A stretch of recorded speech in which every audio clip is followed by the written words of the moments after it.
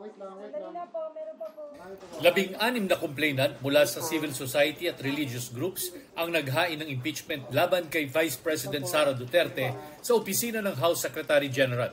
Kabilang sa kanila si dating Secretary Ging Deles na nagsilbi sa gabinete ni yumaong Pangulong Noynoy Aquino, ang pamangkin ni Aquino na si Kiko Aquino D, running priest na si Father Robert Reyes at ang kinatawan ng mga biktima umano ng extrajudicial killings noong Duterte administration. Ang loyalty po ng mga kasama natin ng mga civil society leaders ay sa taong bayan. Ito ay responsibilidad ng ating pong institusyon. They have to give this complaint a fair chance and a fair day in court. This is a very important process and I'm sure the complaint merits na dito sa lower house and then sa upper house to make time. Ang grounds of impeachment na inihain, culpable violation of the Constitution and graft and corruption, bribery, betrayal of the public trust at other high crimes. 24 ang articles of impeachment, kasama ang hindi raw ma-account na confidential funds ng Office of the Vice President at ng Department of Education noong kalihim pa nito si VP Sara. Isinama rin ang umano'y rigged o minanipulang bidding ng laptop at iba pang electronic device sa DepEd. At ang anilay pagwaldas ng bise ng napakalaking halaga ng confidential at intelligence funds sa 3 termino niya bilang mayor ng Davao City. Binanggit din ang pagkakasangkot umano ng pamilya Duterte sa iba't ibang krimen.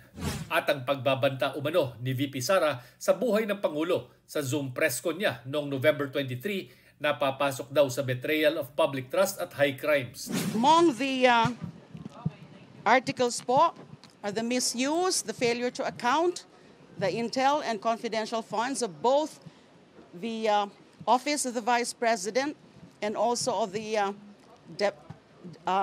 Department of Education. And nandyan din po yung grounds like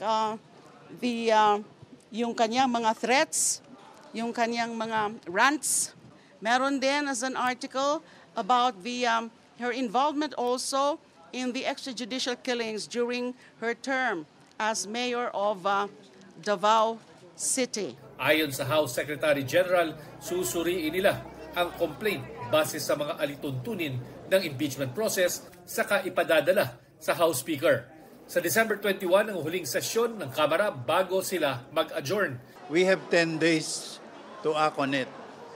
10 session days. So pag pinail ngayon, kulang na. Kasi bali 9 session days na lang eh.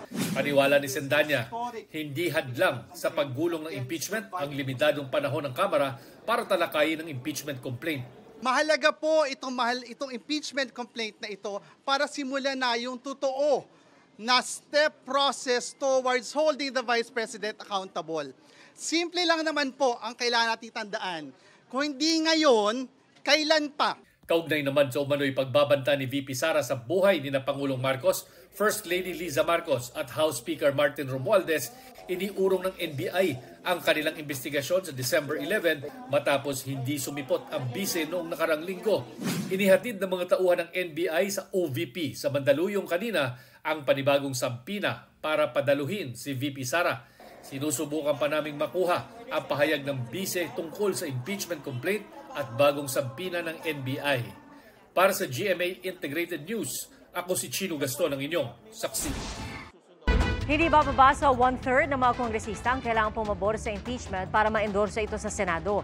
Ang inihang impeachment complaint laban kay Vice President Sara Duterte sasalang muna sa House Committee on Justice na mag-iimbestiga kung may sapat na basehan ito. May 60 araw ang komite para maglabas ng report at rekomendasyon na pagbobotohan sa Kamara. At kapag lumusot sa Kamara, magkakaroon naman ng impeachment trial sa Senado. 2/3 ng boto ng mga senador ang kailangan para ma-convict ang opisyal na sinampahan ng impeachment.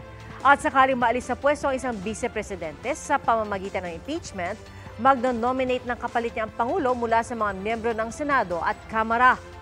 Sa magkahiwalay na botohan ng Senado at Kamara, dapat makakuha ng majority vote ang pinili ng Pangulo para opisyal na makaupo sa pwesto.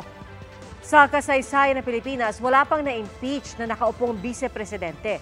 Pero nang maalis sa pwesto si dating Pangulong Joseph Estrada, pumalit sa kanya si nooy Vice President Gloria Arroyo. At sa ganitong paraan, pinili ang humalili kay Arroyo na sinuoy Senador Teofisto Ginggona.